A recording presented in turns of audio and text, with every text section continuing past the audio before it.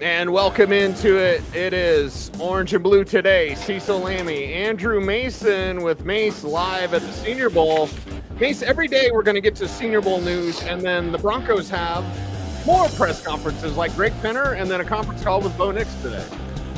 Well, I mean, that's okay because also I was thinking about this. Like, the biggest reason I'm down here, it's not so much for this week, it's for the next 3 months in terms of talking about these guys. So, it's newsworthy this week, but it's being able to talk about, get my eyes on these guys so we can actually dive into them as we get into the draft. So there's plenty to talk about and plenty more to talk about over the next few months. So it is what it is. But the Broncos have done a really good job of extending out their relevancy over the last few days.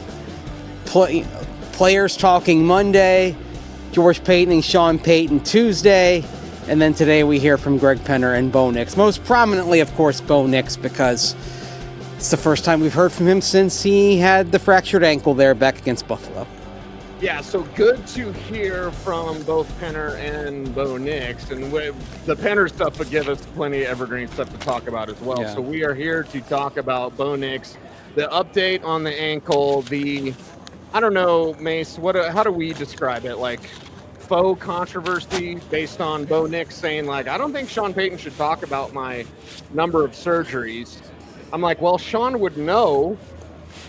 Everybody behind the scenes would know, right? When Bo said that, I was like, yeah, but Bo, Sean knows. Sean knows because he had to study you before you came to the Broncos. Unless there's, maybe not everything is known, who knows? I mean, these guys go back, how the combine works, dude. They go back to like grade school bicycle accidents. So pretty sure they would know. It would be shocking. It would be shocking if he didn't know how many surgeries. But that being said, it's I think there's HIPAA involved with these sorts of things. So I don't know. I mean, right. And there's also what's a cleanup procedure and what's a surgery. Yes. Right? I think that's also, if we're going to get into the semantics of it, I think we need to get into that as well. Like, okay, cleanups are different than actual surgery. Yeah. So I think he probably defines one thing differently than the other. So, I also think some guys, they just don't want their entire life story broadcasted out to the entire world. I'm okay with that. I don't mind that. That's, not everybody wants every detail aired to the public.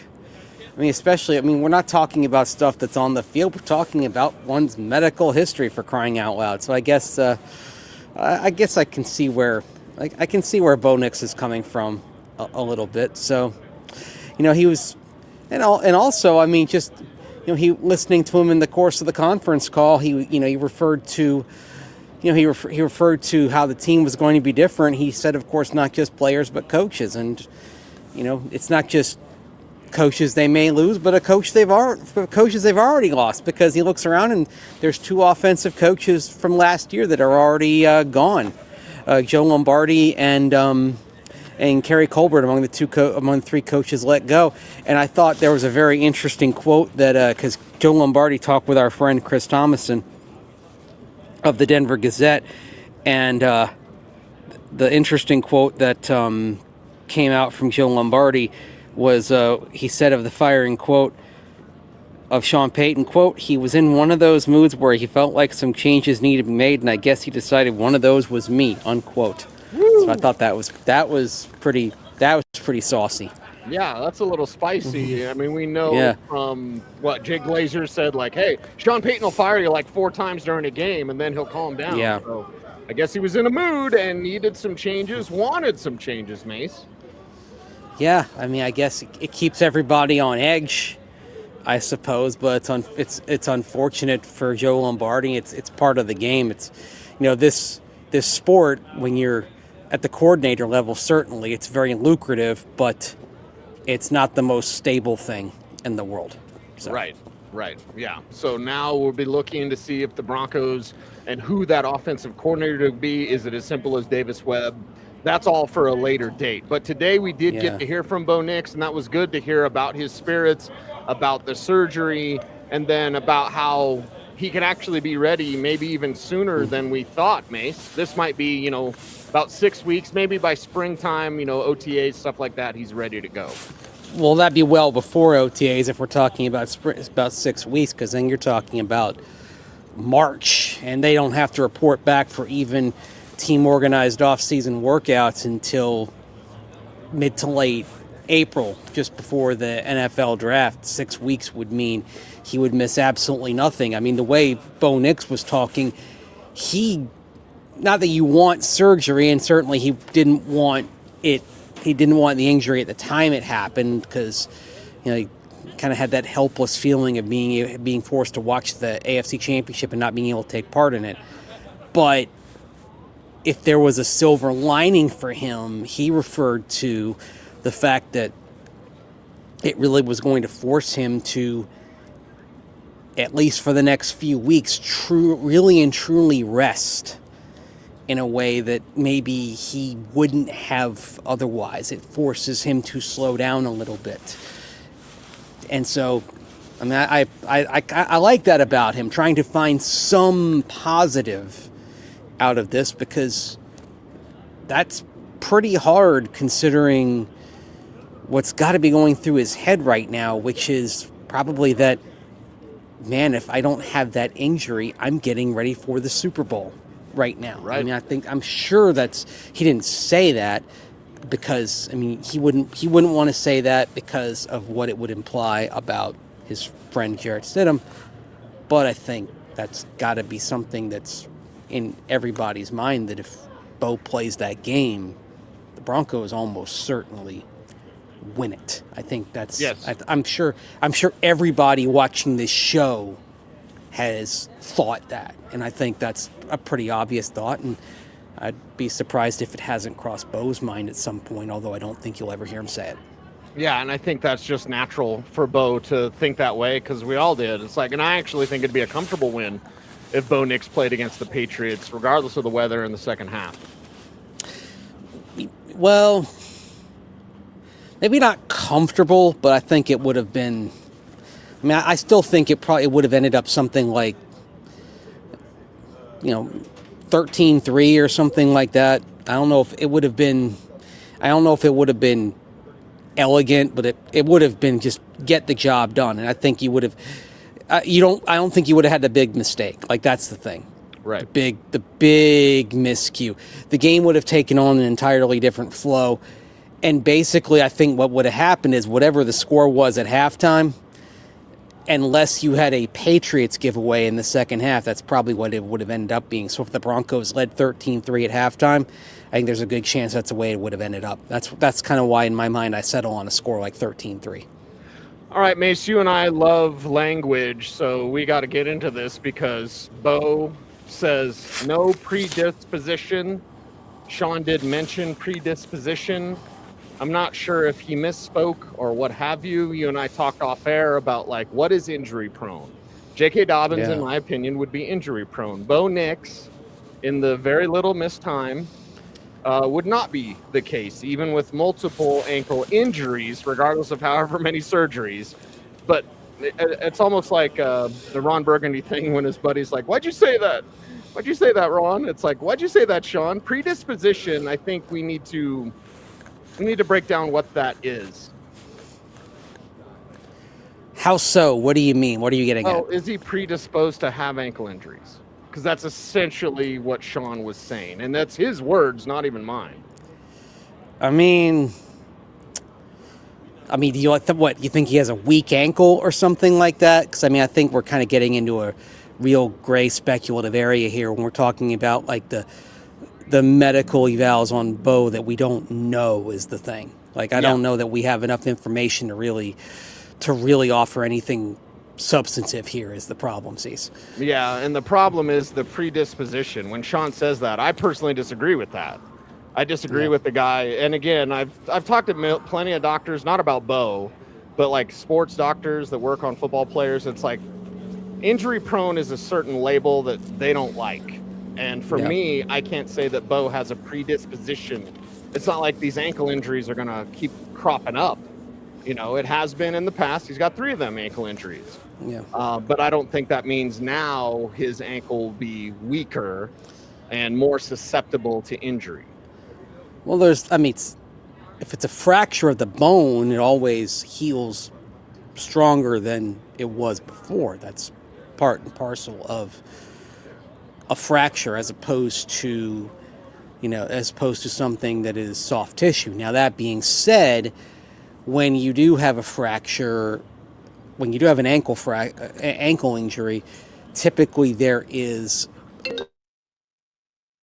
along with it. It's just a question of how much there was. One thing that did come out of the surgery that Bo Nix had was that there was not much in the way of associated damage. And it's one of the reasons why we're talking about a relatively short recovery time for Bo Nix. This could have been a lot worse than it actually was. So, yes.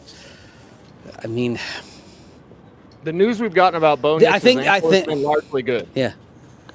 I think the one thing that is interesting, though, is the thing that's come out in the last couple of days about how basically this was inevitable, that it was going to happen. So that's the one thing that, okay, it was going to happen at some point, that the ankle was going to fracture. So that's the one thing you're concerned about. Okay, is there going to come a point in the future where such an injury is inevitable again? That's what we don't know.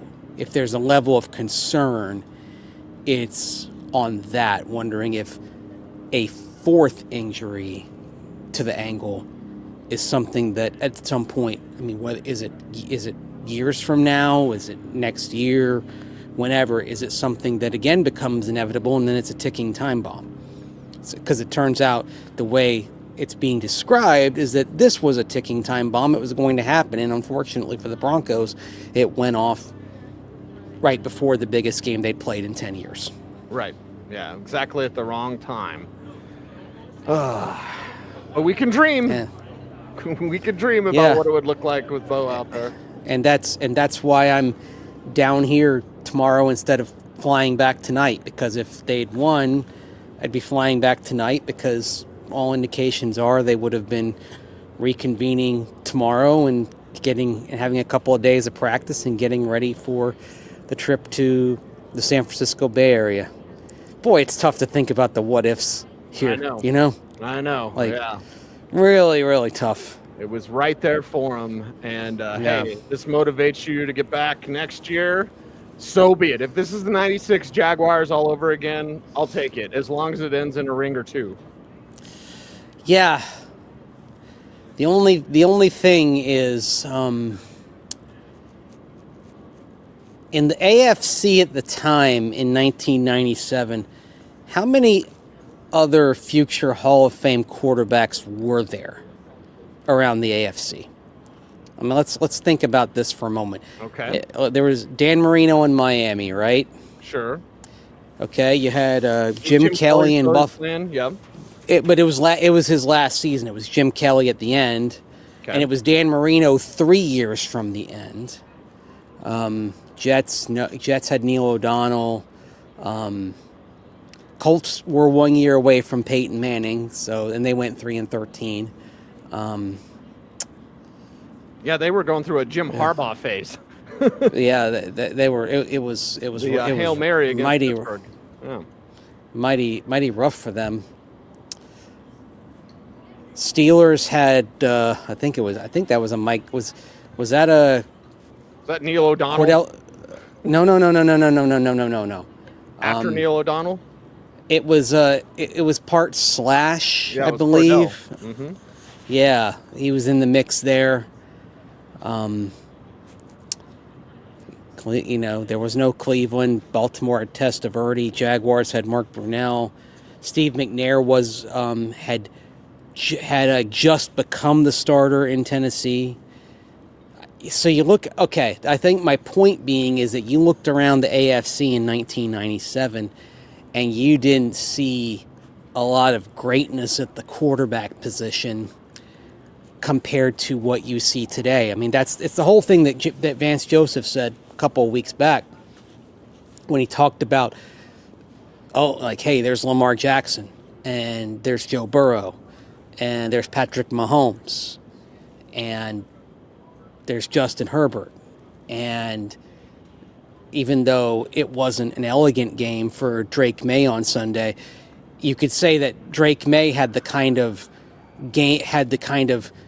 gritty clutch game that you talk about Bo Nix, right? Getting it done when he had to. Getting it done off script when he had to. So I think the one thing I would say is I think it's fun to say that in Broncos history, to look and say, oh, well, it might be like it was nearly 3 decades ago, because you like to have echoes and things like that.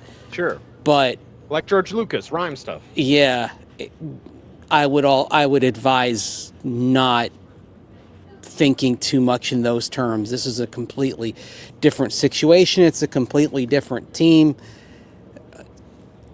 I mean, maybe they get there, but it might be a completely different path. I mean, this team. The other thing also is this team, if it's a wild card team, would then probably have to win 3 road games, which in and of itself makes it difficult, which is, again, why there's such a premium on winning the division.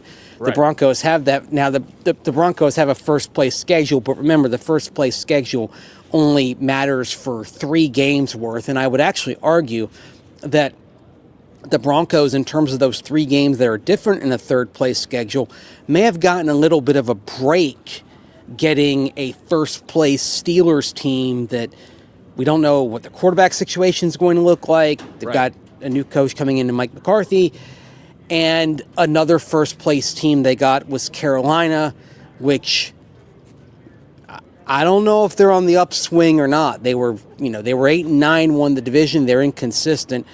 I'd still take Tampa Bay's roster over Carolina's if the Bucs could just get out of their own way sometimes. So. Yeah.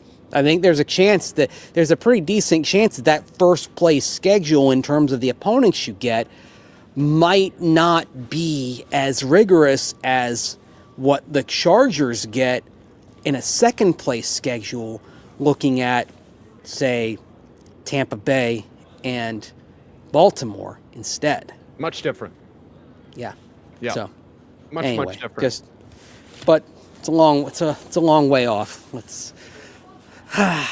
But we're all looking ahead. I mean, I'm looking ahead out here. The page turned pretty quickly, right? So. Oh yeah, it always does. There we go. Right? Yoda says the future is always in motion. I say, before we get out of here, we should hear a word from our sponsor. At Ramos Law, they believe in building long-term relationships with their clients. It's never just a transaction. Their motto says it best. Ramos Law. What makes us different makes us better. And it's so true. Ramos Law, uniquely built to fight for you. All right, Mace, let's wrap up this puppy any way you want, but I was going to ask you one thing. One thing, brother. What? Am I uncomfortable? Yes, I feel like I pulled a muscle here or something. That's why. No, was it odd to you that the report came out that Sean Payton would be willing to give up play calling for Joe Brady? Wasn't that weird? It was weird, and then you start wondering, okay, would he do that for Davis Webb? Davis Webb, yes. And because we talked about it, and I said, hey, it would be unlikely. And then when I got off the air, I started rethinking that. I started thinking about some of the stuff that Sean Payton had said. And remember, he talked about in recent weeks about the time to get the play in, and he even talked about getting older in terms of the impact of age in getting the play in more quickly. And of course, he turned 62 last month. And so as I was sitting there and having my oysters last night, I was thinking to myself that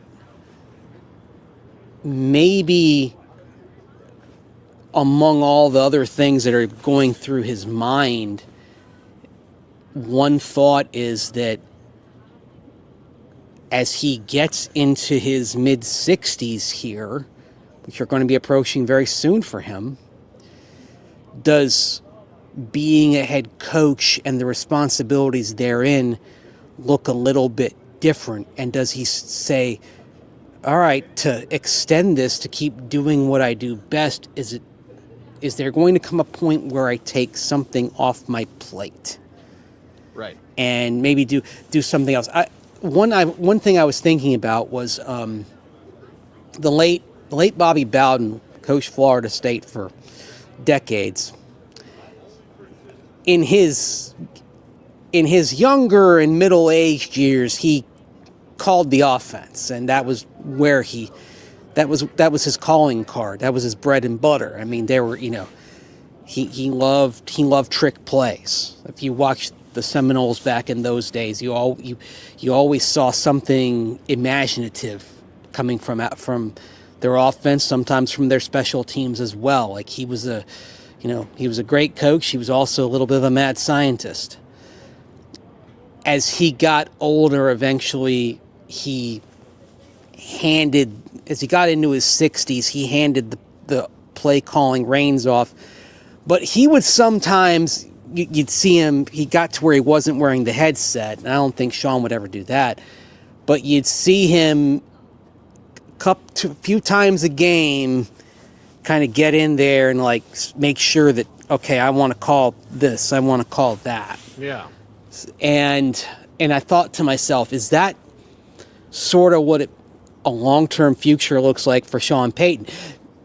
It's interesting and to look at the things that Sean Payton has said. We've heard a lot from Sean since he became the Broncos head coach. He's talked about how fidgety basically he was in that year away from coaching. That he'd go to the studio, he'd watch film, he'd dive in, but he didn't really enjoy the fact that there wasn't that test every week that comes with a game. It's almost like there wasn't a purpose to it. And he missed that. He missed the grind of going through film and at 1:30 in the morning, seeing some weakness in an opponent and thinking, aha, that's it. Eureka! Right, I can exploit this. He loves the grind, he loves the challenge, he loves he loves competing. So I'm not sure. I guess what I'm saying is, does he, I don't see him stepping away anytime soon. Like, if the Broncos had won the Super Bowl this year, I don't think he would have taken that trophy and then done a Dick Vermeil and walked into the sunset. No. Like, or like then Dick, remember, here's the thing with Dick Vermeil. He walked into the sunset with the Rams for a year, and then he got itchy and he came back and he coached the Chiefs. Like, if Sean Payton did that, I would bet dollars to donuts he would come back somewhere else in a year. But the thing with Sean is that he's learned that just recently, as I drop my pen here, and I don't think he would have done that if the Broncos had won the Super Bowl. I think he would have been like, okay, all right, let's go again. Let's go again.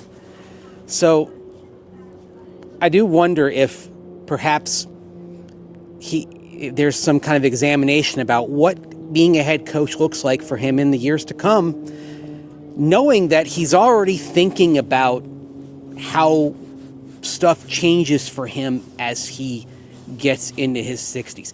The thing is, he does a lot of self-scouting almost, and a lot of reflection, and a lot of kind of analysis of his own process and what he's doing.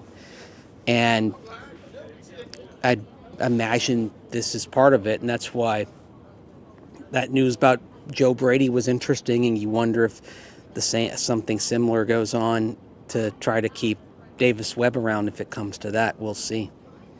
We shall see. Anything else to wrap up today, Mace? We know you got to get, and I don't want them to kick you out of there. We also love the Marco Polo moments we get when it comes to these all-star games, because some of these guys pop, and, well, we can't stop talking about them. Yeah. I mean, there were about 3 moments today watching Jacob Rodriguez, the linebacker from Texas Tech, and I thought he'd do well. He won the Butkus Award, so it's not like he doesn't have a lot of good film. Little bit undersized, so that's why you're probably going to be talking about him in the day 2 realm, but just forced a fumble today, just all over the place. One of those guys, when he hits somebody, you hear it. But the thing that I like most about him is just how he won't do like the timed speed well. He'll probably be kind of average when it comes to 40, short shuttle, all that. But he's a step ahead. He's almost got kind of a preternatural feel for like where the play is going, how to react to it, etc. And hey, I mean, we know linebackers probably one of those positions the Broncos may be re-examining here this offseason. And I was watching him out there and thinking, boy, he wouldn't look too bad in orange and blue if they decide to shake things up at that position. We'll see. There's going to be some decisions made on the skill position guys as well. But one thing about this roster is that the Broncos could go into the draft with the luxury of being able to say, just get us the best players available at each spot, and he might be the best guy on the board when you get to, say, they're picking the 3rd round perhaps. And he's just, the old cliche, he's a football player. And he's a high character football player too. And, in every way, I think he'd be a good fit for this team. Just my take. He's one. Love it. You and I are as we get over the next few months. You and I have our guys. He's definitely one of my guys. I love it, man. I love it. That's the best part of the spring and the All-Star games. Like, who are your guys? Yeah. Stand on the table. Mace's standing on the table. I've collected a few guys the last couple of days already, so it's pretty exciting. That's what I miss about having you here. I'm actually going to Via Emilia. I'm going to Via Emilia tonight. Man, I'll make you jealous, man. Sorry. You're gonna have some great Italian food then. So. Yep. Mm-hmm. There you go. Yeah. We'll take count of that. I'm going to Gallo tomorrow. Oh man. Okay. Have some. I was gonna say have some toasted ravioli, but that's more my thing. What are you gonna have over at Gallo? I'll make sure to finish with that coffee. Not ice cream, not the sorbet, but gelato. Coffee gelato. Yes. Yeah, I'll make sure to finish that. Mm-hmm. Excellent choice. Good job. All right. Well, good job, Andrew Mason. We're going to do plenty of Senior Bowl stuff next couple of days when the Broncos slow down on this news cycle. We'll have plenty of that for you right here on this show. And also to help us out on our YouTube channel, Mace, how can folks do that? Like, comment, share, subscribe, hit that notification bell so that you never miss vid. That's right. He is Andrew Mason. You follow him on all the socials at Mace Denver, on app Cecil Lammey saying OBT is a BFD. Thanks for watching. Stay tuned, and would you please stay frosty.